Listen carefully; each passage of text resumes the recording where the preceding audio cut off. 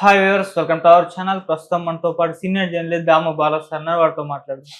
నమస్కారం sir. Sir, రోజా గారు Andhra politics కి గుడ్ బై చెప్పి తమిళ పాలిటిక్స్ కి వెళ్ళబోతున్నట్టుగా వార్తలు వస్తున్నాయి సార్. అది కూడా తమిళ హీరో విజయ్ దళపతి గారు పార్టీ పెట్టారు కదా, అందులో చేరబోతున్నారంటూ చెప్తున్నారు సార్. అందుకే ట్వీట్లు ఇక్కడ తగ్గించేసి చెన్నైకి వెళ్ళడం ప్రారంభించారంటున్నారు. మరి ఆంధ్ర పాలిటిక్స్ వదిలేసి చెన్నై పాలిటిక్స్ వెళ్ళడానికి గల కారణం ఏంటి? మరి అక్కడ ఏ విధంగా రాణిస్తారు? మీరేం చెప్తారు సార్ దీనికి? రోజా మీద కూడా రకరకాల పుకార్లు వస్తున్నాయి. అంటే ఆమె ముందు నుంచి కూడా తమిళనాడుకి దగ్గరగా ఉంటుంది. ఆమె వాళ్ళ హస్బెండ్ తమిళతని, చెంగల్పట్టు అతంది. సో అక్కడ తమిళనాడు సినిమా ఇండస్ట్రీలో ఆయన యాక్టివ్గా ఉంటాడు. ముఖ్యంగా యూనియన్స్లో దర్శక సంఘంలో కానీ, తర్వాత అక్కడ సినిమా కార్మిక సంఘాల్లో కూడా ఆయన యాక్టివ్గా ఉంటారు. రెండోది, ఆయనకి తమిళనాడు సినిమా రంగంలో తనకు కూడా బాగా పట్టుంది, ఆర్కే సెల్వరాజ్కి.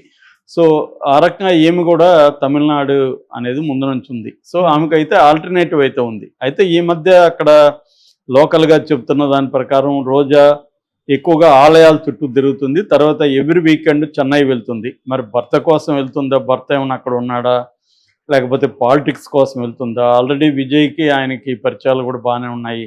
సో విజయ్ ద్వారా విజయ్ పార్టీలో చేరుతుందని ఒక టాక్ కొత్తగా వచ్చింది.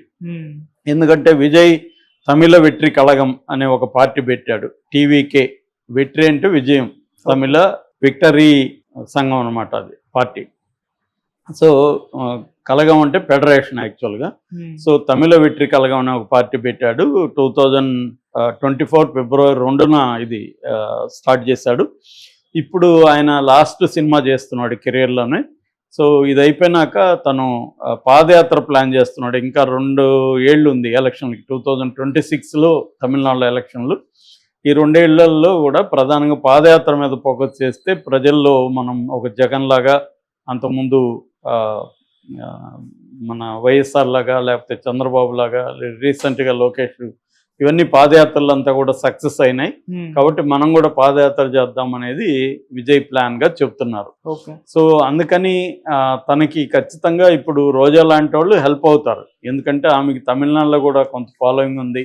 తమిళ్ మాట్లాడగలదామె, బార్డర్ ఏరియానే, చక్కగా తమిళ్లో కూడా ఇలాంటి డైలాగులు చెప్పగలుగుతుంది. వాళ్ళ హస్బెండ్ కూడా అక్కడ పనిచేస్తాడు. సో వీళ్ళిద్దరూ అక్కడ చేరితే ఖచ్చితంగా అక్కడ, ఎందుకంటే ఇప్పటి వరకు ప్రముఖులు ఎవరు ఇంకా ఆ పార్టీలో చేరలేదు. అక్కడ ప్రధానంగా ఏంటంటే ఏఐడిఎంకి ఖాళీ అయిపోయింది కాబట్టి బీజేపీ ఎట్లాగో పెద్దగా ఖాతా తెరవలేదు. కాబట్టి విజయ్కి అయితే స్కోప్ ఉంది. 2 ఏళ్ళు ఉంది కాబట్టి ఆల్రెడీ డిఎంకే మీద నెగిటివ్ ఇది ప్రచారం స్టార్ట్ అయింది. ప్రజల్లో కూడా ఒక అసంతృప్తి ఉంటుంది. మామూలుగానే తమిళ ప్రజలు ఏంటంటే 5 ఏళ్ళకి ఒక ప్రభుత్వాన్ని ఎన్నుకుంటుంటారు, మారుతూ ఉంటుంది. అందువల్ల విజయ్కి అవకాశాలు అయితే ఉన్నాయి. అక్కడ ఇంకెవరు కూడా, విజయకాంత్ ఉండేవాడు పోయాడు, ఇంకేది కూడా చిన్న పార్టీలు కూడా అక్కడ ఏమీ స్ట్రాంగ్గా లేవు. కాబట్టి ఆ యాంగిల్లో తీసుకున్నప్పుడు విజయ్కి అక్కడ మంచి పరిస్థితి ఉంది. పైగా విజయ్ ఏమి కొత్తగా ఇప్పుడు రాజకీయాలు పార్టీ ఇప్పుడు పెట్టాడు, కానీ ఆయన 2009 నుంచి కూడా విజయ్ మక్కల్ ఏకం అనే ఒక సంస్థ పెట్టాడు. తన ఫ్యాన్ సంస్థ, ఫ్యాన్ బేస్డ్ ఆర్గనైజేషన్ పెట్టి అప్పటి నుంచి కూడా వాళ్ళు రాజకీయాల్లో లోకల్గా పార్టిసిపేట్ చేస్తున్నారు. 2011లోనే ఏఐడిఎంకోతో టైఅప్ అయ్యాడు విజయ్. టైఅప్ అయ్యి లోకల్ బాడీ ఎలక్షన్స్లో వీళ్ళ ఈ విజయ్ మక్కల్ ఏకం తరపున పోటీ చేశారు. పోటీ చేసి చాలామంది క్యాండిడేట్లు గెలిచారు కూడా. సో అందువల్ల విజయ్ రాజకీయాల్లో ఎప్పటి నుంచో ఇండైరెక్ట్గా ఉన్నాడు. డైరెక్ట్గా 2024 ఫిబ్రవరి 2 నుంచి డైరెక్ట్గా రంగంలో దిగాడు. ఆయన టీవీకి ఆయన పార్టీ పెట్టాడు. కాబట్టి తనకి విజయావకాశాలు కూడా ఉన్నాయి కాబట్టి 2 ఇయర్స్. ఇప్పుడు రోజా అది ఆలోచిస్తుంది. ఇప్పుడు కానీ వెళ్తే మనకి పార్టీలో కూడా పట్టు ఉంటుంది. రేపు కొత్త వాళ్ళు అనేక మంది రేపు పొద్దున చేరినా కూడా మనం ముందుగా చేరిపోతే మనకి పట్టు ఉంటుంది. ఉమెన్ వింగ్కి కూడా మనం ప్రెసిడెంట్ అవ్వచ్చు, అక్కడ తమిళ పాలిటిక్స్ మీద చేయొచ్చు. రెండోది ఏంటంటే, ఇప్పుడు ఇక్కడ మనకి షర్మిల ఎలాగా తెలంగాణలో నువ్వు తెలంగాణ దానివి కాదు కదా అన్నప్పుడు నేను తెలంగాణ కోడలు అని చెప్పుకునేదో, అట్లాగే ఏమి కూడా నేను తమిళనాడు కోడల్ని, తమిళ కోడల్ని అని చెప్పుకునే అవకాశం ఉంది అక్కడ. సో ఈమె తమిళ్ మాట్లాడుతుంది, తమిళ పొన్నులాగే ఉంటుంది మనిషి, కాబట్టి ఓన్ చేసుకునే అవకాశం తమిళనాడులో ఉంది. సో ఆ రకంగా ఈమె అంటే ఆల్టర్నేటివ్గా ఆమెకి హోప్ జగన్తో ఉంటే మళ్ళీ జగన్ వస్తాడు అనుకునే హోప్ లేదు. ఆల్రెడీ ఆమెను వైసీపీలో కూడా చాలామంది టార్గెట్ చేస్తున్నారు. మనకి ఈ మధ్య పోస్టులు చూస్తుంటే ఈమె ఐరన్ లెగ్, ఆమెను పెట్టడం జగన్ రాంగు, ఆమెకి విపరీతంగా హెడ్ వెయిట్ ఉంది. అక్కడ మొత్తం 5 మండలాలు ఉంటే నగిరి నియోజకవర్గంలో 5 మండలాల వైసీపీ నాయకులతో ఆమె గొడవ పెట్టుకుంది. వాళ్ళందరూ పోయి తెలుగుదేశంలో చేరారు. ఇవన్నీ ఆమె మీద వ్యతిరేకత ఉంది. సో అందుకని ఈ మధ్యకాలంలో ఆమె సైలెంట్గా కూడా ఉంది. రెండవది ఏంటంటే ఆమె ఈ రాజకీయాలను వదిలేసి అటుగాని వెళ్ళిపోతే కొంతవరకు చంద్రబాబు వీళ్ళు కూడా ఆమెను వదిలేసే అవకాశం ఉంది.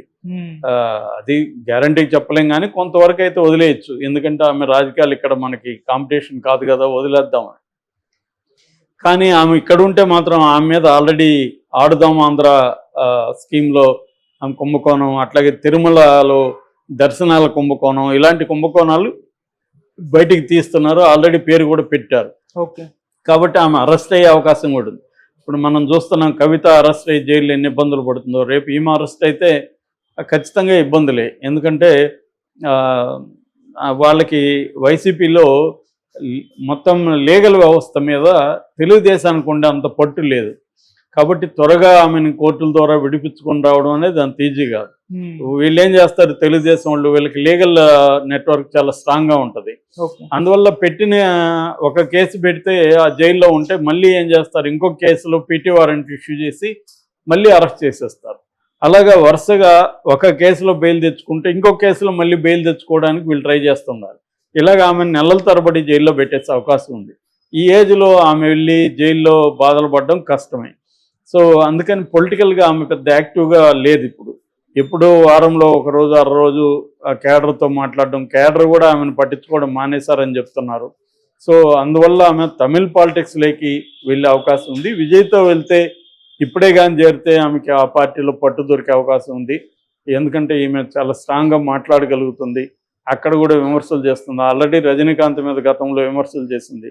సో ఈ రకంగా ఇప్పుడు ఆమె రేపొద్దున స్టాలిన్ క్యాంటీగా క్యాంపెయిన్లో ఆమె కూడా పార్టిసిపేట్ చేసే అవకాశం ఉంది.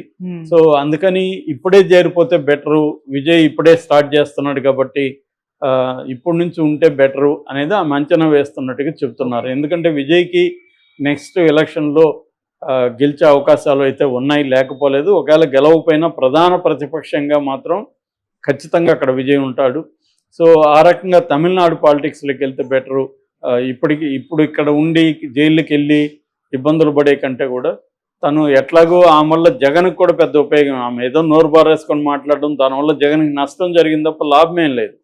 ఎందుకంటే రోజా, నాని, కొడాలి నాని ఇలాంటి వల్ల జగన్కి నష్టమే జరిగింది. ప్రజల్లో బ్యాడ్ డే ఇదయింది ఆ మాట్లాడే తీరు అవన్నీ. సో అందుకని ఆమెను జగన్ కూడా పెద్ద ఎంటర్టైన్ చేసే అవకాశం లేదు. ఎందుకంటే ఆమె నియోజకవర్గంలోనే 5 మండలాల నాయకుల్ని దూరం చేసుకున్న ఆమె ఇంకేం పనికి వస్తుంది జగన్కి. మేజర్గా ఆమె దూకుడుగా ప్రతిపక్షాల మీద విరుచుకుపడుతుంది అనే ఒక యాంగిల్లోనే జగన్ ఆమెను సపోర్ట్ చేస్తూ వచ్చాడు. ఇప్పుడు అది కూడా నెగిటివ్ అయింది కాబట్టి జగన్ ఇలాంటి వాళ్ళని సపోర్ట్ చేయడు ఖచ్చితంగా. రెండోది ఆమెను చూస్తే గత కొంతకాలంగా సైలెంట్గానే ఉంది. సో ఈ రకంగా ఉన్నప్పుడు ఒకటి ఆమె రాజకీయాల నుంచి విరమించుకోవాలంటే కూడా ఇప్పటికిప్పుడు చంద్రబాబు వదులుతాడని లేదు. అందుకని ఆమెకి తమిళనాడుకి వెళ్ళే అవకాశం ఉంది. ఎందుకంటే తను కూడా వాళ్ళ హస్బెండ్ మొదలయ్యారు, బీసీ కులం అక్కడ. సో మొదలయ్యార్స్ గణనీయమైన సంఖ్యలోనే తమిళనాడులో ఉంటారు. ఆ రకంగా ఈమెకు ఇదయింది. బార్డర్ ఏరియాలో రెడ్డి ఇది కూడా పాపులేషన్ ఉంది. సో ఆ రకంగా ఈమె అనేక సమీకరణల రీత్యా ఆమెకు విజయ్ అవకాశాలు ఇచ్చే అవకాశం అయితే ఉంది. ఎందుకంటే విజయ్కి కూడా ఇలాంటి వాళ్ళు కావాలి. సో ఆల్రెడీ రాజకీయ అనుభవం ఉంది ఈమెకు. 4 సార్లు ఎమ్మెల్యేగా ఉన్నింది, మంత్రిగా ఉన్నింది.